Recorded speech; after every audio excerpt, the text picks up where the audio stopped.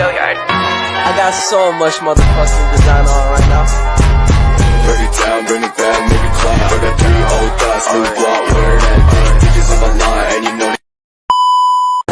Pertanyaan pertama, kira-kira kalau di Marga Batak tuh ada tingkatannya nggak sih, Pak? Nggak ada. Berarti semuanya rata sama rata? Nggak ada kayak yang paling tinggi tuh ini, paling nggak ada. Terus selanjutnya? Saya mau nanya kalau misalkan marga Batak itu katanya kalau satu marga itu nggak boleh menikah, Pak. Bukan cuma satu marga, satu rumpun nggak bisa menikah. Itu kenapa, Pak? Saudara, masih saudara. Maksud satu rumput itu gimana, Kak? Sebenarnya. Contoh nih saya kan Sunak Malila. Sunak Malila itu 4 marga. Simangunsong, Marpaung, Natutupulu, Mardede. Yang 4 marga ini nggak bisa. Terus kalau ada istilah beli marga tuh apa maksudnya, Pak? Jadi kalau orang mau masuk orang Batak harus dikasih marga. Itu namanya beli marga, Pak. Ya harus bukan beli marga sih, cuman harus dikasih marga supaya dia bisa masuk ke Batak itu. Dikasih marganya ada imbalannya nggak, Pak? Ya ibaratnya bukan imbalan sih, cuman ya sebagai apa namanya ya, mahar gitulah. Terus kalau suku Batak itu termasuknya suku yang tertutup atau yang terbuka kepada masyarakat luas? Karena kan ini mereka kalau mau nikah harus yang sesama satu suku kan, Pak? Termasuknya tertutup atau terbuka? Tadinya bisa disebutkan tertutup ya, tertutup. Karena kita memang dari kata sejarahnya kita itu adalah bangsa yang orang yang hidup berpindah. Jadi kita tertutup. Indikasinya kalau bentuk rumah-rumah dari kampung itu eksklusif.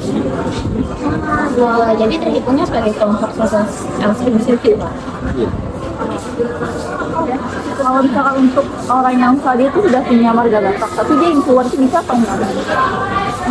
Secara adat tidak bisa, tapi terserah dia mau ikut yang nggak bisa juga. Kamu masuk boleh? Boleh. Aturannya apa? Jadi tadi, sekarang ini ada ini kita perbedaan ya, itu perbedaan. Ini orang Batak ini ambil orang yang bukan Batak. Kan gitu. Jadi supaya dia masuk di adat, maka dia ini harus dikasih marga dulu. Berarti dia harus jalanin beberapa tahap-tahapan untuk masuk ke... Enggak tahap-tahapan gimana sih? Cuma beli marga aja. Ngobrol-ngobrol aja. Disampaikanlah kepada marganya itu. Contoh nih kalau saya nih punya istri, namanya berusiaan gitu ya. Terus anak saya mau menikah, anak laki-laki gitu, anak laki-laki tapi ya. Terus anak laki-laki ini menikah bukan orang Batak. Maka nanti dia kalau kita kasih marga, ya marga mamanya, marga sihaan gitu. Enggak sembarangan gitu. Jadi bukan marga dari yang lain. Cowoknya? Bukan, marga dari mama. Dari mamanya. Pertanyaan pertama, kira-kira kalian ada nggak sih kayak lingkungan pertemanan atau circle pertemanan dari kelas 10? Sebenarnya ada ya, cuman memang anggotanya tidak begitu banyak. Rulesnya nggak sih tanya? Oke, kita mau nanya, kira-kira di lingkungan pertemanan kalian itu kalau ada orang baru yang mau masuk atau mau join, itu ada rules gak sih buat masuk atau syarat, kriteria seperti apa gitu? Untuk ngikutin kelompok kita tuh sebenarnya bersifat bebas, siapapun yang mau belajar bareng, terus selama nggak ngomong kasar juga sih, juga menghargain satu sama lain. Itu sih menurut saya. Ada tambahan ya? Ya mungkin kurang lebihnya kayak gitu aja sih. Jadi memang gak ada syarat khusus, asalkan memang kita ngerasa kayak sikap kita cocok sama orang ini dan orang ini juga bisa ngikut sama kita juga, oke, fine-fine aja untuk masuk ke dalam kelompok.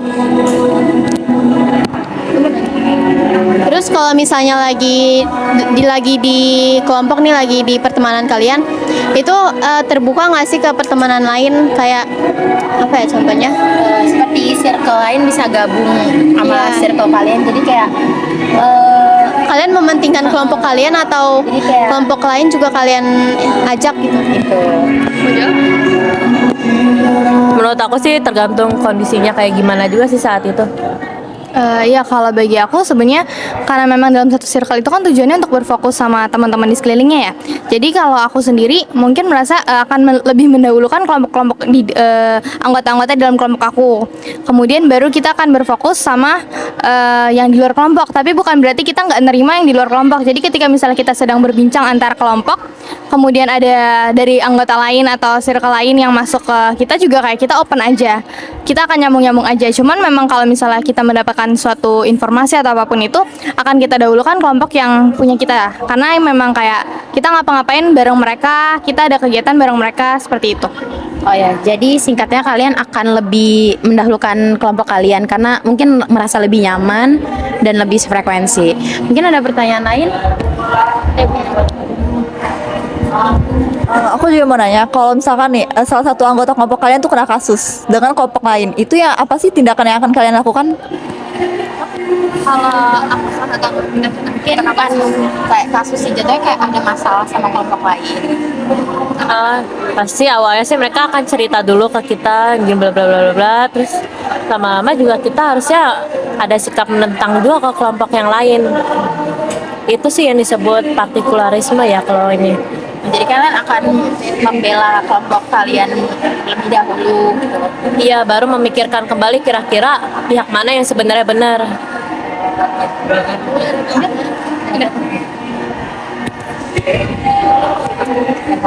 Terima kasih ya untuk kelompok circle kalian, Aulia dan Sera. Kurang lebihnya Sekian diskusi kami. sekian wawancara kami. Assalamualaikum warahmatullahi wabarakatuh. Guys, belakangnya.